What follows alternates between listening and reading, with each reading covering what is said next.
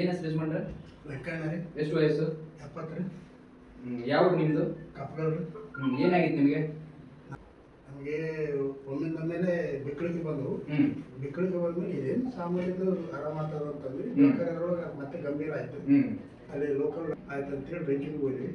ರೈಚೂರಿಗೆ ಹೋದ್ಮೇಲೆ ಅಲ್ಲಿ Amareshwara hospital admit ಆದ್ವಿ. ಅವರು 4 ದಿವಸ ಕಷ್ಟಪಟ್ಟು 5ನೇ ದಿವಸಕ್ಕೆ ನನಗೆ ಒಂದು ಸ್ವಲ್ಪ ಬದುಕಬಹುದು ಅನ್ನೋ ಭರವಸೆ ಕೊಟ್ಟರು. ಅದಾದ್ಮೇಲೆ ಅಲ್ಲಿ 10 ದಿವಸ ಇದ್ವಿ. ಟ್ರೀಟ್ಮೆಂಟ್ ಆಗಿ ಬಂದ್ವಿ, ಆರಾಮಾಗಿತ್ತು. ಆಮೇಲೆ 2-3 ತಿಂಗಳು ಚೆನ್ನಾಗಿದ್ವಿ.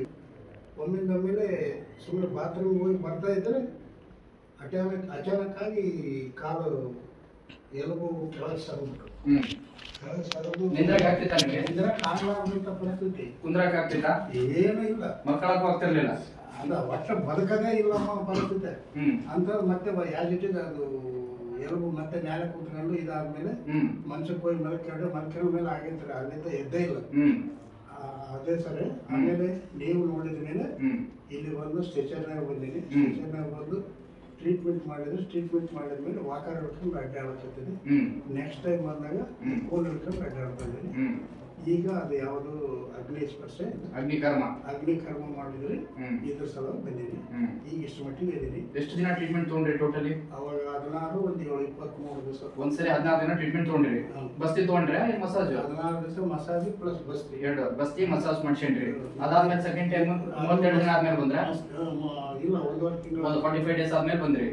ಬಂದ್ಮೇಲೆ ಅದು ಮತ್ತೆ ಮಸಾಜ್ ಬಸ್ತಿ 8 ದಿನ ಮಾಡಿಸೇನ್ರಿ. ಇದು 2ನೇ ಸಲ. ಈಗ ಅಗ್ನಿಕರ್ಮ ಮಾಡ್ಸಲಾಗತ್ತೀರಿ ಈಗ? 2ನೇ.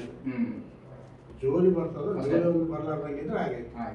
ಬಟ್ ಮೊದಲಕ್ಕಿಂತ ಈಗ ಒಂದು 90% better? 90% better. Okay.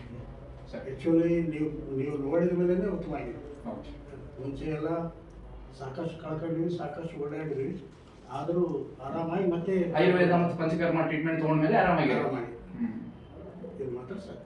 Okay, thank you sir.